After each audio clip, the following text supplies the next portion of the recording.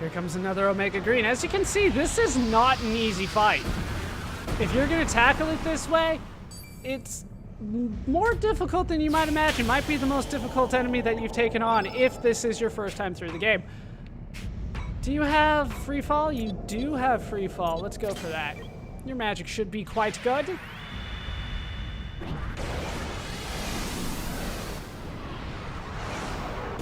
$619. I think the problem with the stamina is Guile. I think he's not holding up his end of the bargain here. He just keeps on falling further and further behind.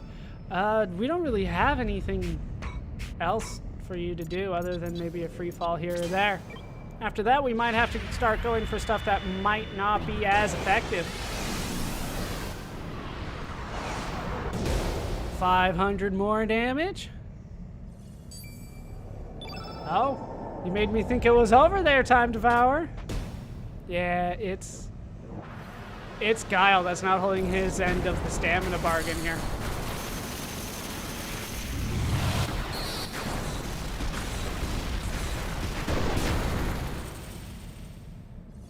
Yeah, not too bad. Not too bad there at all. Yeah, just kind of go for that, and we'll hope for the best. Rasley, you are up. Still got a lot of damage to do. And diminish. Got a tornado. We got Razheart. It's not going to be too useful here. Do have Eagle Eye, Cure. I mean, you know what? Let's just go for the Recover All.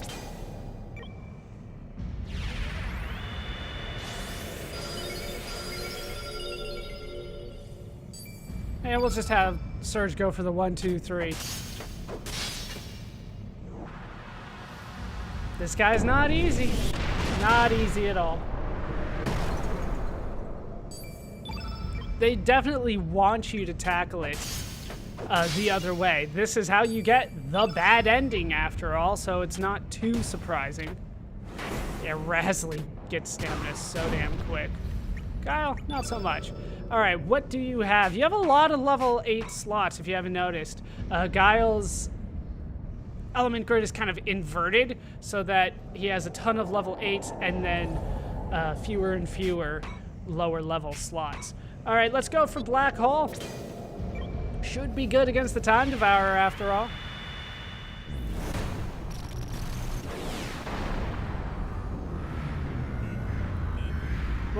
What happens when a Time Devourer meets a black hole? 880 damage. That's what happens.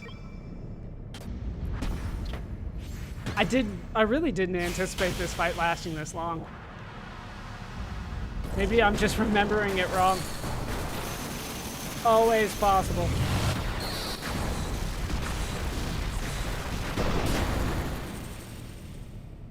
Not that big of a deal. What are you gonna do to actually stop me? So we used that one. Graviton. I feel like it's better to use a tornado than a graviton.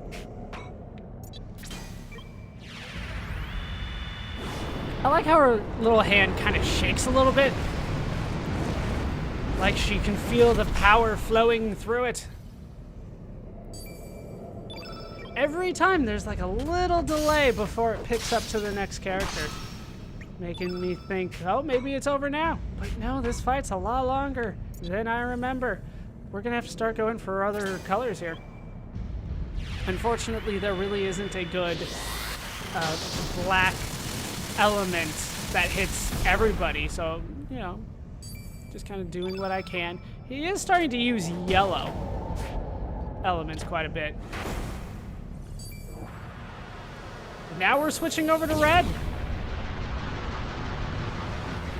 So maybe the green plate strategy isn't the best overall, but it is a good way to start at least. Really? Oh, he's leaning over, it looks like. And we've won!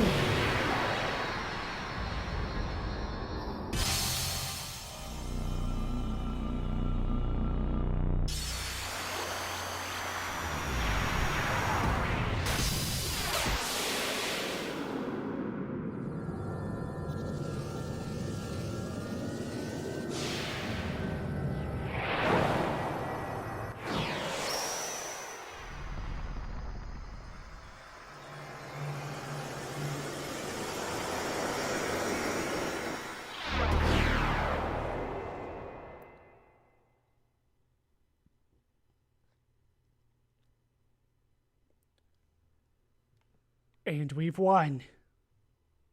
Down goes the Time Devourer. And we just go straight into credits. Can I fast forward credits? They will not let me fast forward credits.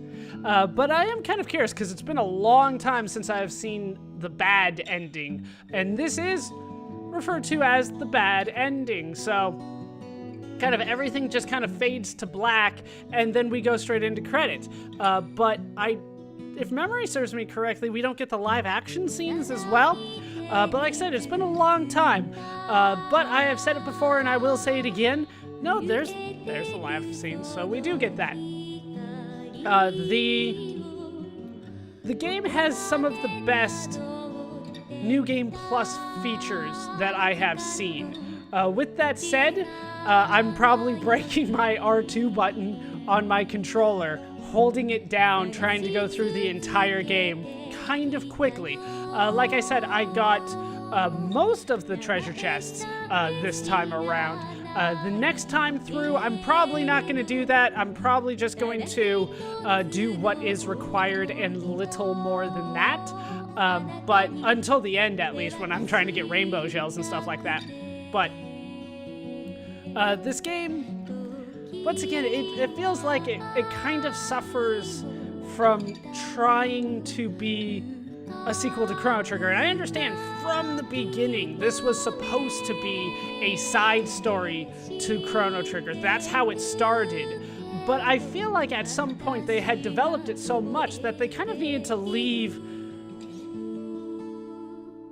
Sorry, I was distracted by something there. I was like, Harl was in the party when you get to Garai? Is that the right timeline? Either way. I feel like at some point they had developed so many characters that it was time to move away from that. It was time to say that this needs to be its own thing, because a lot of the Chrono Trigger story elements are kind of just in there. They're not necessarily a huge part of the story. Granted, Kid is herself technically a character from Chrono Trigger because she is Shala or Scala. I've always said Shala, but if they separated her from that and just said that she was some time-traveling woman from Chronopolis, like, I don't think that necessarily takes away from the story all that much. And then if you take out Luca, then that's pretty much it. There's no more Chrono Trigger. You just rename the armies here and there, you rename a couple places, and then it's its own thing. And I think a lot of the criticism for this game, because this game does have some criticism out there for it, most of it seems to come from the idea that this isn't a true Chrono game, so to speak. It's not a good enough game to be the sequel to Chrono Trigger, but like I said, if you take those out, I feel like the game does a great job standing on its own merit. And the parts that do relate to Chrono Trigger, like going back to Luca's place, it's a little weird, although I do have to say, the end with Starkey is weird for me too. The fact that this kind of random alien character becomes essential to the plot is still kind of weird for me. You really cannot complete the game until you do what seems like Starkey's side quest. But that's actually required if you want to beat the game. You can't get up to Terra Tower without it. So, I don't know. Lots of mixed... Wait, does that say Pixar? That would definitely explain some things. These characters do kind of have a Pixar feel to them, don't they? I never even noticed that before. Huh. But yeah, lots of mixed feelings about this one. And as you can see, we do end it differently. Kid is now sailing out on the ocean in another world, I assume, because that was Korch's boat all by herself. So, I mean, it's an ending, but this ending really does leave you, if this was the only one that you saw, I mean, it does leave you asking a lot of questions like, wait, what happened. So they're going to ask me to save the game. I'm going to save the game. We're going to put this as slot number 2, which is the only thing that I've been using this whole time. As you can see, we got up to 85, my last save. We're in the 90s now, but we're getting close to max level. I will show off at least a few characters max level. Let's see what I actually am. 96, very close to the end. Very, very close. As you can see, I have a ton of money too. Not as much as I did last time, but I did go with the Profiteer's Purse that whole time and fought a lot more enemies last time. But that was after all my work with the prism stuff as well. So we still have a lot of work to do. There's definitely more than 2 endings for this game. We still have a 3rd route to go through for how we get into Viper Manor initially, so we will take that 3rd route. I'm going to focus this next playthrough on the individual choices that you can make in terms of dialogue going through the game, so you guys can see what characters can say in reply to what you say, if that makes sense. Because there were a lot of times that we went through the game where I kind of guessed A or B, and it didn't make that big of a difference, but it does change the dialogue. So I'm going to show off the different dialogue. We're going to go through that, and then we're going to find... we're going to do Rasley a little bit differently. I'll show you when we get there. And then I will... show off the 3rd boss and the Fate Distortion, and then we will get the first non-traditional ending, I guess you could say. We'll end the Let's Play a little bit earlier, the playthrough this time, a little bit earlier. We'll get our first non-end-of-game ending, if that makes sense. So, with that said, that is going to do it for these bonus parts of Let's Play Chrono Cross.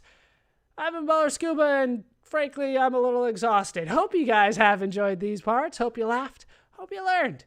Hope to see you next time. Thanks for watching.